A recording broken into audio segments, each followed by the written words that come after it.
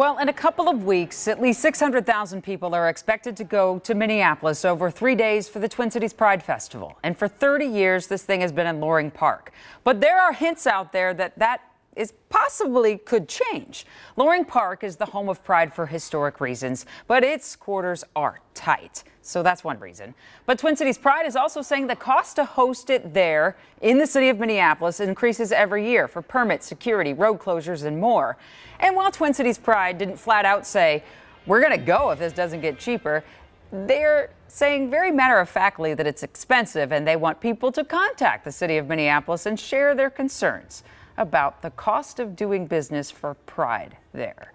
Well, of course, you don't have to go to the festival to celebrate or support the LGBTQ community. That's the thinking behind a new fundraiser that has helped unite West St. Paul. After Pride Month there got off to a pretty ugly start. Kent went to West St. Paul today and spoke to a person behind the recent Pride flag movement. Kent? For years, Rob Wetterer and his family have hung a Pride flag on their home throughout the month of June to show support for their friends and neighbors.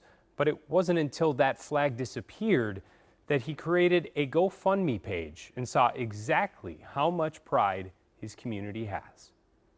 You don't have to have someone in your family to support marginalized people. That simple message was the motivation behind this simple Facebook post on the first day of Pride Month in West St. Paul.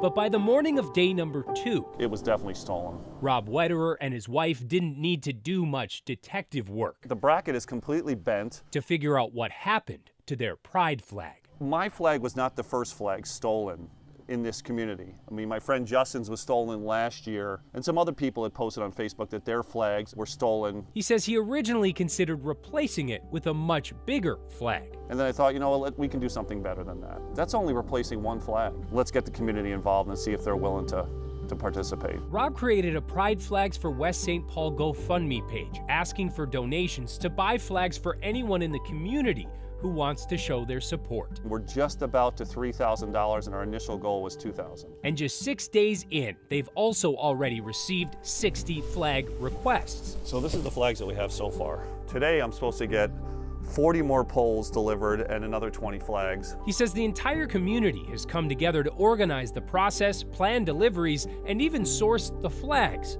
These came from a woman named Shannon Johnson, who's a member of the West St. Paul Facebook group, and she reached out to me and said she'd be happy to supply flags for this.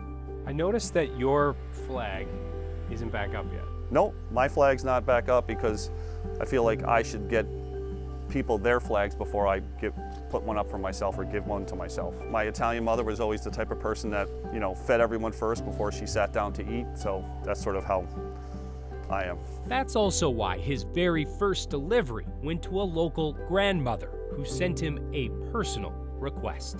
Mr. Wetterer, I can't afford to donate, but I'd love to fly a flag. I'm an ally and the theft of your flag touched me. No one should be looked down upon for who they love. I'm a mom, a grandma, and a great-grandma. Love is love, and love does not recognize race, religion, or gender. She's a great-grandmother, and she's as strong an ally as anyone. You know, I just think that's fantastic. And that's something nobody can take away. I don't really think about the person that stole the flag.